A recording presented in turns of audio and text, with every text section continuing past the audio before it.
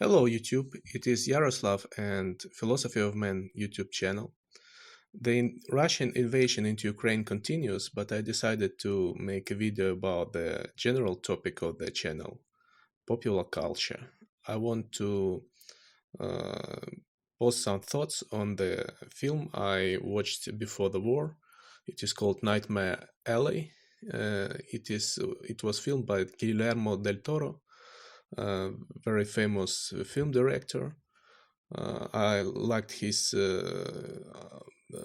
previous films, especially the Faun's Labyrinth.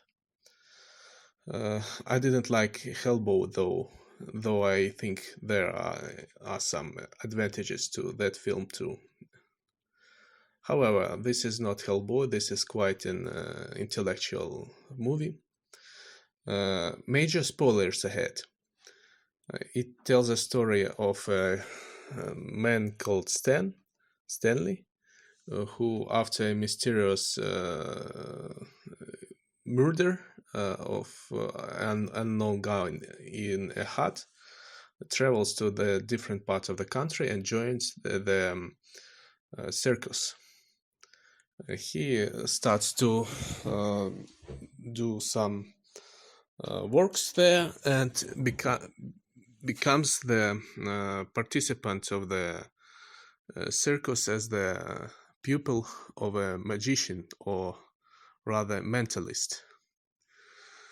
He quickly falls in love with a girl who performs tricks at this circus, and he at some point goes away to start his own career as a mentalist in New York. He is shown as a very ambitious and selfish man, and it actually brings him to a complete disaster. As a mentalist, he refuses to follow the advices of his teacher and starts to really work as the mentalist. So he sort of make spiritual sessions. He proposes people to reunite with their dead loved ones, and so on. So he's a complete con artist and not even a usual mentalist. There is a code for a mentalist to tell people that this is all the show if they want really to meet their dead loved ones or something like that. And he refuses to follow that code. It is he breaks the moral code, and it brings retaliation. There are a few storylines in this film, and the main of them is Oedipus complex. Oedipus complex was first proposed to the psychoanalysis by Sigmund Freud. It tells that there is a certain urge, an unusual urge in the human mind to kill a father of the subject as to prove that he is a new father of the family, and to have sex with a mother.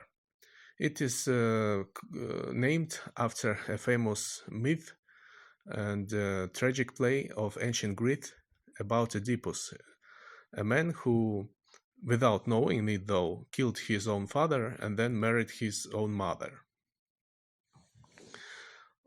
Few characters in the show are known to be father figures for Stanley, including his mentalist mentor. Actually, Stanley kills him, and in the end of the film, it is revealed that the man whose corpse he burned in the beginning was his real biological father, whom he hated and whom he actually he murdered him as well. And at a certain point of time in his mentalist show, he meets a psychoanalytic, a woman psychoanalytic with a strong personality, and he makes a sort of alliance with her to trick a multimillionaire i- into giving him money, which ends miserably. In the end, Stanley joins another circus group and becomes the lowest worker there, so-called animal or something. He begins to drink and take drugs, and he is shown to the people as the uh, example of the complete degeneration of a human being. The moral of the film is like that is questionable actually. Uh, Oedipus complex is bad, but I don't think that Freud really meant it so. For Freud, it was the part of the psychics of the subject, inner source of his neurosis.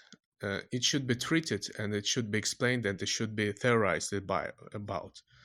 But now you just, in this film, Stanley is just an example of a very selfish man, and his urge to kill his father in any form, even if it is just a figure of a father, is explained that he is a corrupted being in a moral sense. Uh, well, the story is interesting and it has a lot to think about, but I don't really agree with the main moral of the film. Though you should watch it, it is very good movie. Thank you for your attention. Hope you like it. Goodbye.